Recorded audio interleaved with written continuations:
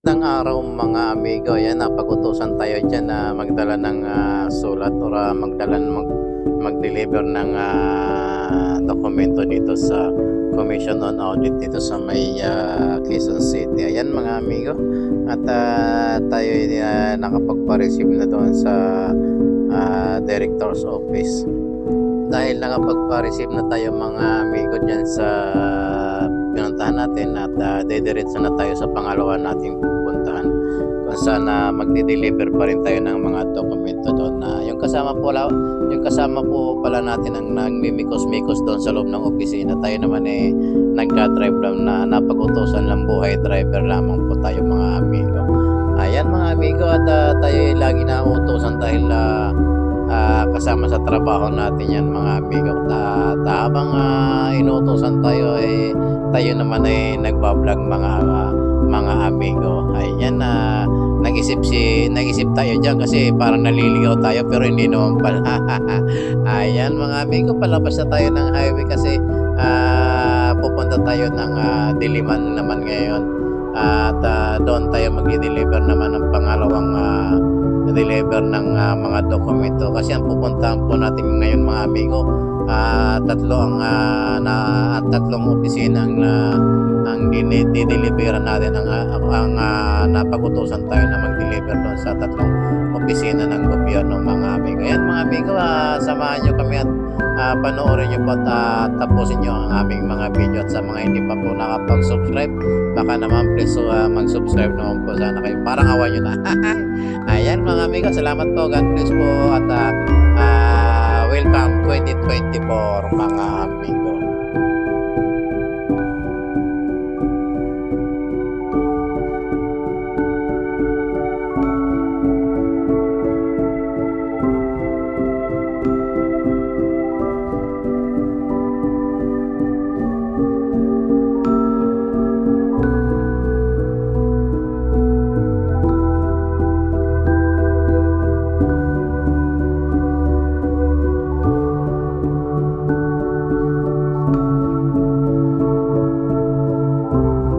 Ayan mga amigo, nandito na po tayo ngayon sa may East Avenue, Quezon City.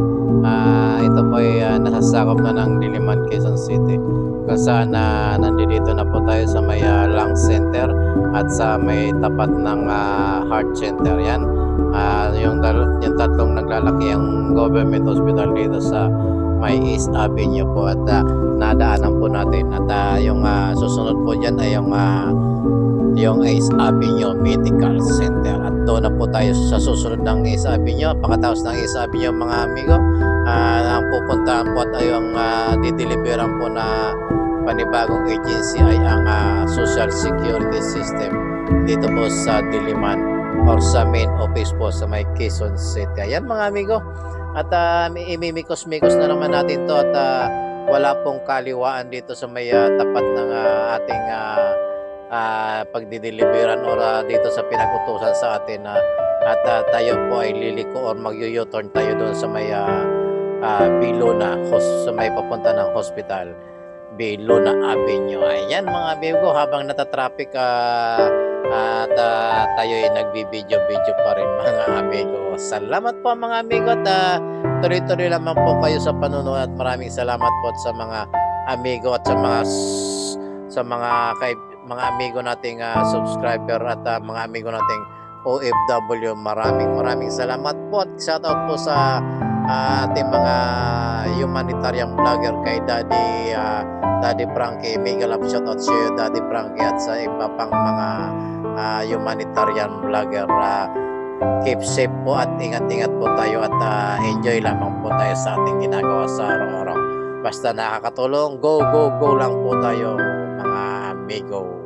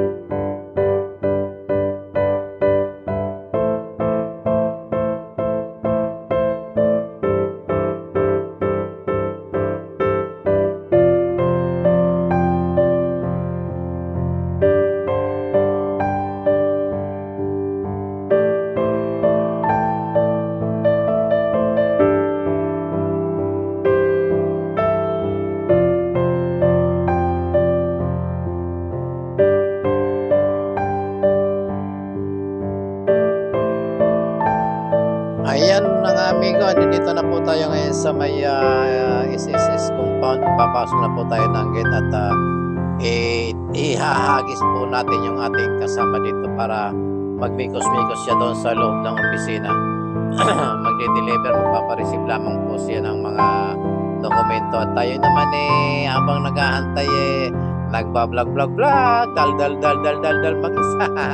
Ayan, may kalab shoutout po sa lahat ng mga kaibigan at amigo nating mga OFW at sa ating mga amigong silent viewers. Ayan, mikos-mikos na kasama yung mga dokumento sa taas at tuloy na po tayo uli. Papunta naman tayo ngayon ng government service insurance sa may GSIS Pasay City.